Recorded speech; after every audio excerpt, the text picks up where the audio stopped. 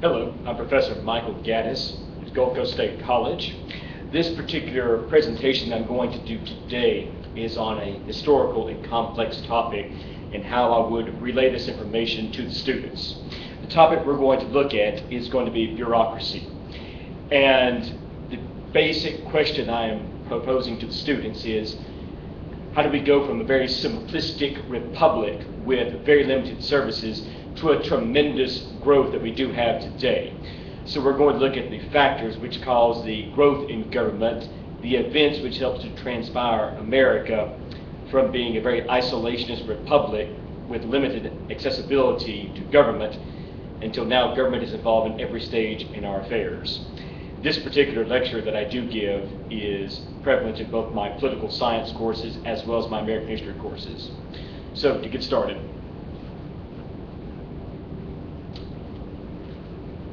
for each lecture that I do administer, I incorporate student learning outcomes.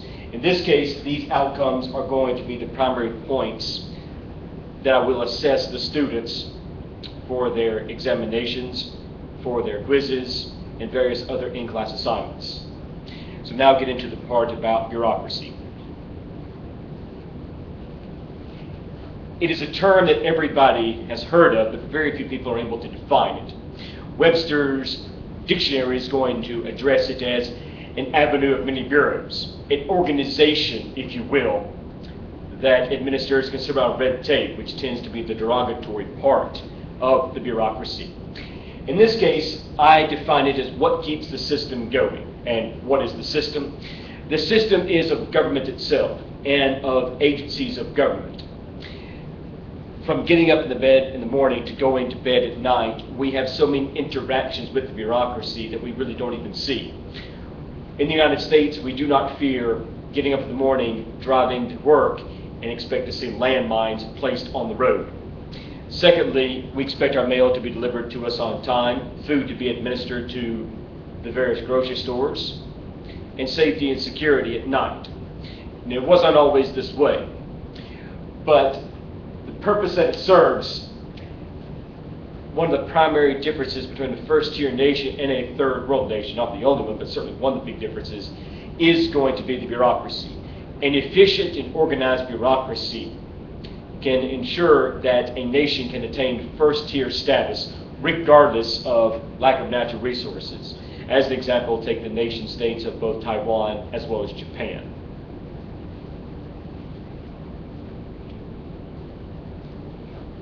In the early days of the Republic, when George Washington came into power, we had just a handful of departments. A Department of War, we had a Secretary of State. The only thing the government was responsible for accomplishing in its bureaucracy was delivering mail. By the time Thomas Jefferson came into power a few years later, he was asked about bureaucracy, and he described it in the following manner: Republican simplicity. The government that governs the best governs the least. So understand at this point in time, in our early stages, we have very limited accessibility with government, and government doesn't do very much at all. Necessity being the mother of invention, it is going to take some sort of climactic event that's going to ensure that our bureaucracy is going to begin to grow. Starting with the War of 1812. We're unprepared for this engagement. It is a war with the British. It is a war in which we will be invaded in both Louisiana, the President of the States of Michigan, the Washington, D.C. area, and even upstate New York. By being unprepared for this conflict, even getting an army together, which at the time we really didn't have much of an army,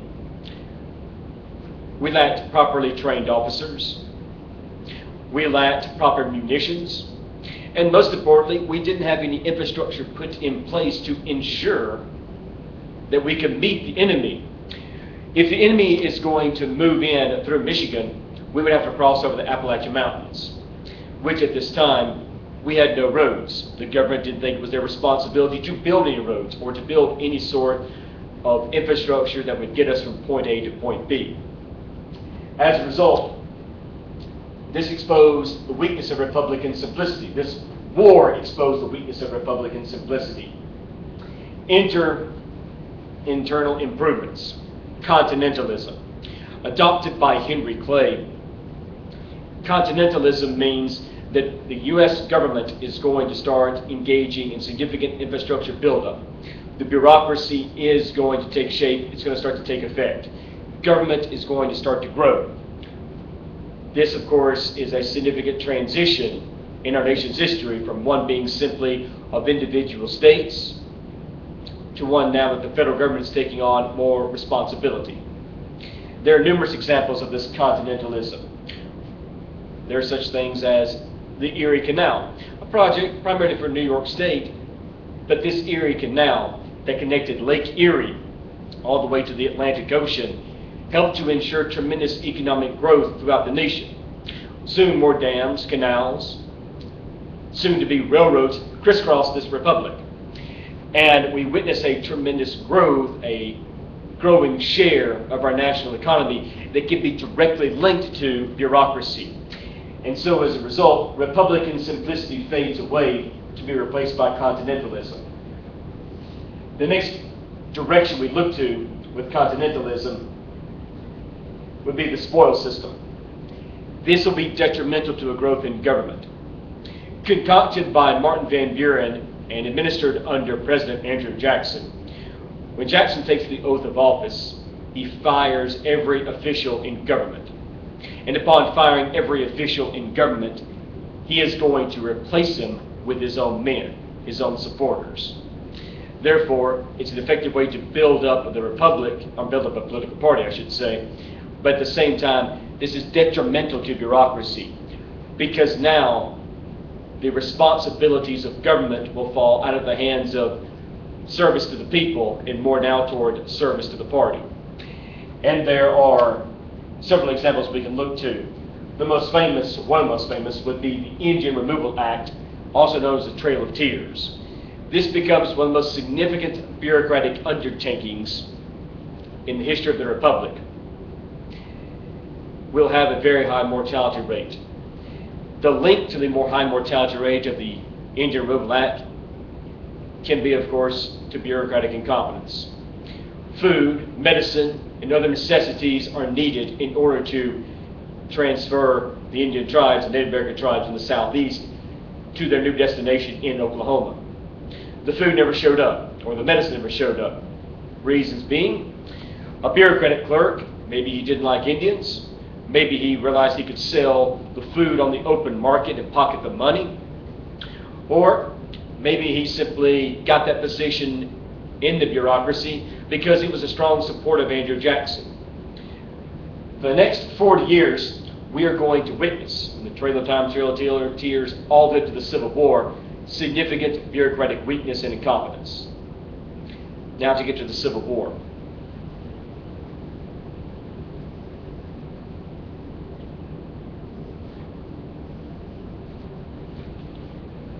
One of the most significant bureaucratic undertakings in our nation's history. You're going to have a tremendous amount of people that are going to start to join the military, join the government, and this is where we enter into the era, shall we say, of big government. Government's going to start taking more and more responsibilities. More than 500,000 people died in the war, and a sizable amount of the people that died in the war can be directly linked to bureaucratic weakness, or in some cases, bureaucratic incompetence. It's called the Age of Shoddy. The majority of casualties directly relate to the spoils system. And I indicate here a few points: weapons, food, officer training, and hospitals. Without the bureaucracy, when the war is administered, when President Abraham Lincoln calls for 75,000 volunteers, we need to build up weapons, munitions. Being a capitalist nation, Lincoln is going to call out to the Secretary of War, who would then call out to these private corporations to start building up weapons, developing them, and selling to the military. And of course, very high price. In some regards, these companies are going to do it because they claim they can lowball their competitors. What they are going to do in actuality is sell inferior weapons to the military. And they could do this because at the time, there was no government agency to oversee them. And as a result, companies were skimming off the top and selling faulty weaponry to the military. How many people died in the Civil War as a direct result of faulty weapons? We don't know. But what we do know is that by the third year of the war, a new bureaucratic agency was administered to oversee the safety and security of the firearms, and also to review these government contracts. To food, once again, the preparation that is going to be involved. You're talking 3 meals a day for an army of 30,000 to 40,000 men. This is going to be a tremendous government undertaking. We need to ensure that there is no skimming off the top.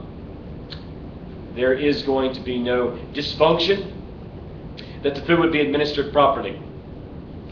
And it speaks volumes to the development of food, the cultivating of food, and most importantly, the distribution of food to the Army, particularly the Union Army, at the beginning of the war compared to the end.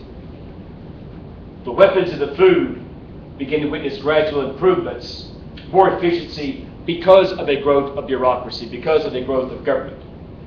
To officer training. In the Civil War, we're not talking about Robert E. Lee or Ulysses S. Grant. You're talking about non-commissioned officers and lower-ranking officers. Many officers that are going to lead men into battle have limited experience or training, and as a result, when they do engage the enemy in battle, they may get their men killed because they did not know how to execute a proper flanking move, or because they couldn't read a map, or perhaps even took the wrong road. To hospitals, to such things as sanitation, once again, lack of bureaucratic undertaking, lack of efficiency. The government was prepared to handle something like this, but we witnessed gradual improvements. The shift from a spoil system down now to a meritocracy.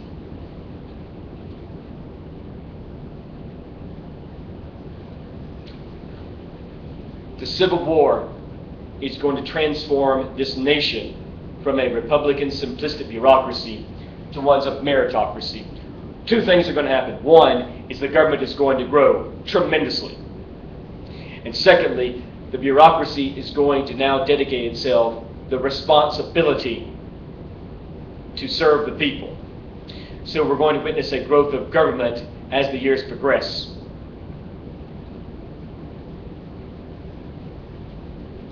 Finally, we have a modern-day civil service. After the assassination of James Garfield, Congress will initiate civil service reform. And I'll lay out the components about why this is so important. You want to work for the government, you now have to take a civil service exam. Tenure is a possibility. And finally, you're awarded with a pension. Well, first off, the idea that before you had the spoil system, or during the era of the spoil system, I should say, there was no licensing. People could simply work for the government based off the money they contributed to political parties. Now, the people that work for the bureaucracy don't work for the party, they work for the government. They have job security, which means their loyalty is not to one party, but to the government, which in turn is to the people. And finally, the pension.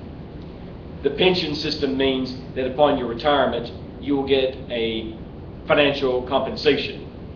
So bribery, which will still remain an issue, but bribery will remain less and less relevant.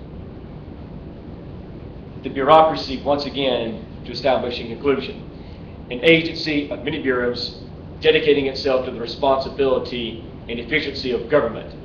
Government, of course, has a responsibility to its people. We established a Republican simplicity in the beginning, where government did virtually nothing. This was proven a foolish activity during the War of 1812. We adopted continentalism, a gradual infrastructure buildup of government, the infusion of corruption with the spoil system, which led to the Indian Removal Act and the Civil War, to finally the meritocracy, where the government is going to become much more professional. Does this mean the government is going to become perfect? Absolutely not. But it is clearly going to go in a direction, a better direction than it did before. This concludes my 10 to 15 minute presentation. I hope you enjoyed it. Remember, my name is Michael Gaddis. I'm a professor of history and political science at Gulf Coast State College. Thank you very much, and have a nice day.